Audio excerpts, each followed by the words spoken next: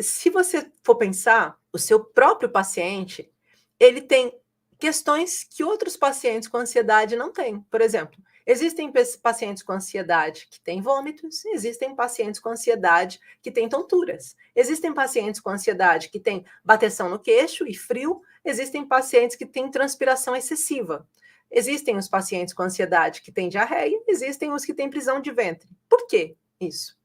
Porque tudo está relacionado com a percepção do trauma.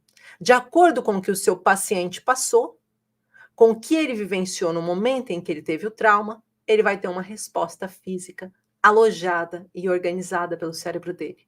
Ou seja, o registro físico dele vai voltar sempre para a relação que ele teve no momento em que ele foi atacado. E aí a gente tem vários tipos de percepções. Hoje, dizer para você que existem 5 tipos de percepções de trauma.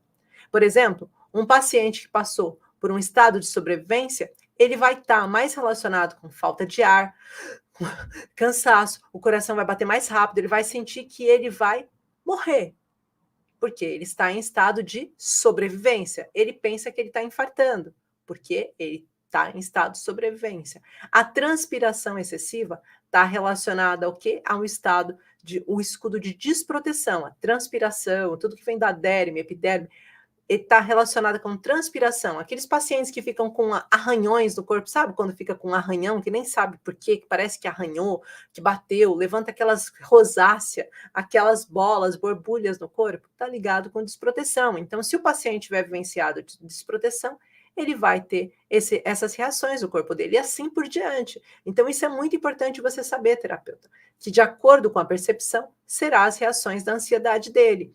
Já se o paciente chega para você e fala que está com outro tipo, enjoo, né? Ou que ele está sentindo que as pernas dele estão falhando, é sinal que ele está com impotência e assim por diante. Então, os sintomas vão estar relacionados com isso, com o tipo de percepção que ele vivenciou.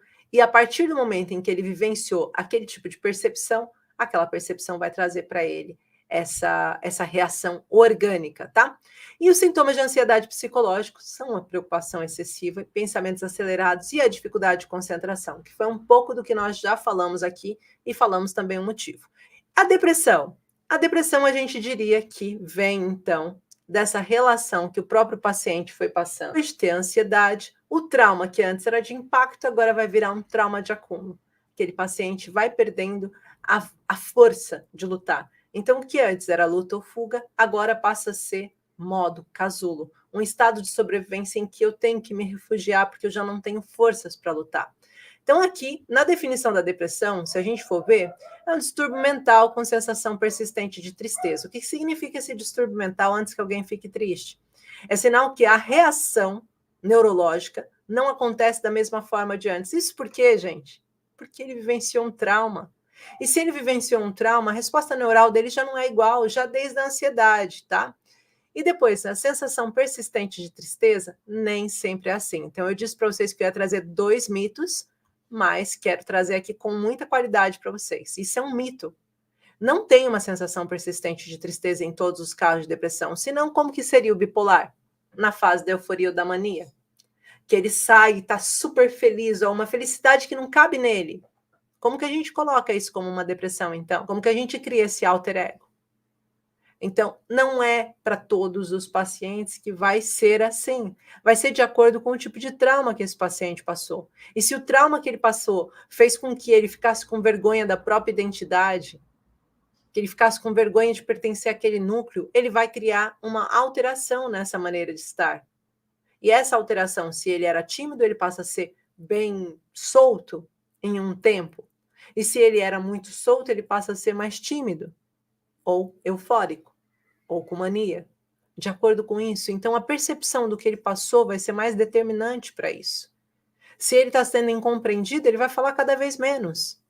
E aí sim, a tristeza, os sintomas persistentes. Mas muitas vezes o paciente está com depressão e está sorrindo. E está tentando mostrar para a família que está lutando. Esses me preocupam muito mais do que os pacientes que vão abaixo totalmente. Porque o que vai abaixo é mais fácil a gente se preocupar, mas e o que não vai? E o que não vai abaixo? Que fica segurando a onda? Esse é mais preocupante, tá? E a perda de interesse por atividades prazerosas. Não são todos também que vão perder o interesse nas atividades prazerosas. Vão ter pacientes com depressão que conseguem fazer algumas rotinas e atividades que ainda têm prazer. A maioria, sim, deixa de ter vontade de fazer as coisas básicas. Num quadro mais extensivo da depressão, sim, esse paciente pode deixar de tomar banho, de escovar dente, de fazer coisas que antes ele fazia com muita facilidade. Mas o que eu costumo dizer, na depressão, a gente precisa aprender a olhar se aquele paciente.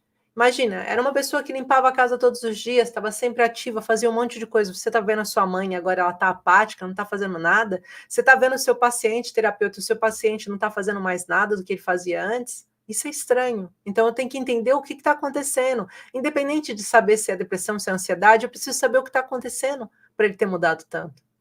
Quais são as feridas que estão abertas e estão sangrando? Quais são os traumas que eu preciso ajudar a tratar? Esse é o alerta que eu falo para vocês, terapeuta, tá?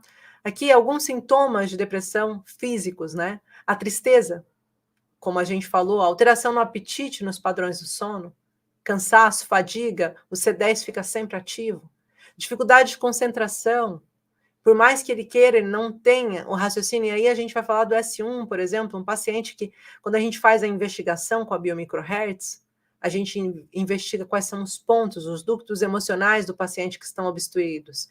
E a gente, a partir da investigação, quando a gente vai ver, normalmente um paciente que tem dificuldade de concentração, que tem dificuldades de acreditar no amanhã, ele está perdendo o propósito de vida, ele está com S1 ativo. Esse é o primeiro ponto que está alterado, que é a hipófise, que está perto do tronco encefálico, fazendo com que ele não tenha mais motivação, porque ele perde o cerebelo dele, perde essas reações orgânicas, esse desejo de fazer coisas básicas. Ele já não se interessa por nada. Então, a gente precisa salvar esse paciente, ajudando ele a desobstruir o S1, tá? Depois, em seguida, a gente tem aqui perda de apego pela vida, das ideias, morte, pensamentos tristes. Eu não vou colocar a palavra, senão a live vai cair, tá bom? E esse sentimento de inutilidade, desvalorização. Aqui eu trouxe alguns para vocês, por exemplo, são quase todos do S1. Os padrões de sono são S1. E para quem não sabe o que é S1, a gente tem mais de 40 pontos no nosso corpo que, quando bloqueados por um trauma emocional, faz o paciente desenvolver sintomas físicos. E se a gente sabe fazer esse mapeamento, se a gente sabe usar uma ferramenta de investigação que mostre para a gente quais são os pontos que estão obstruídos, a gente consegue ter mais sucesso com aquele paciente de uma forma muito mais rápida, mais assertiva, sem demora, sem precisar ficar semanas atendendo aquele paciente, sem precisar fazer meses atendendo aquele paciente e não vendo resultados. Então, é sobre isso, tá? E aí, quando a gente falou agora há pouco sobre... Opa! Aqui é depressão, tá? Tá errado. Sentimento de desesperança, baixa autoestima e pensamentos de ordem contra a própria vida, né? Esses são alguns dos pontos que fazem com que a gente consiga perceber que esse paciente ele está num processo de esgotamento muito forte. Ele está vivenciando uma dor muito forte. Qual é o seu papel, terapeuta, então? Tanto na ansiedade quanto na depressão, o seu papel é entender o que está na origem dessa emoção. Qual é a situação que ele está vivenciando hoje que tem se repetido nos últimos anos na vida dele? Lembrar que não se trata da última gota, mas se trata daquilo que ele tem vivido. Se é um paciente com ansiedade, é possível que seja um trauma de impacto, então que tenha acontecido alguma coisa que mudou totalmente a forma dele de agir e pensar. Já se é um paciente com depressão, foram várias coisas com a mesma gaveta emocional. O seu trabalho, terapeuta, é conseguir entender isso.